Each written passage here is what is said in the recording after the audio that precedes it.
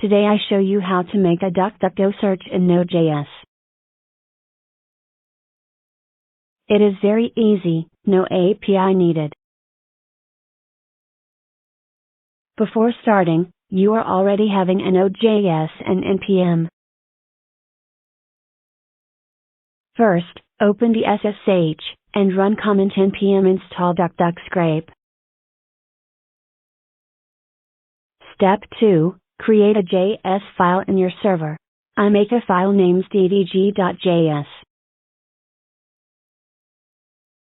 Step 3, open the ddg.js, make require statement to const ddg. Step 4, add a async function to contain search code. It will error if you don't put an async function. Step 5, add the search command ddg.search, search by variable keyword. If search result received, output to const results. Last step, back to SSH, run node ddg.js.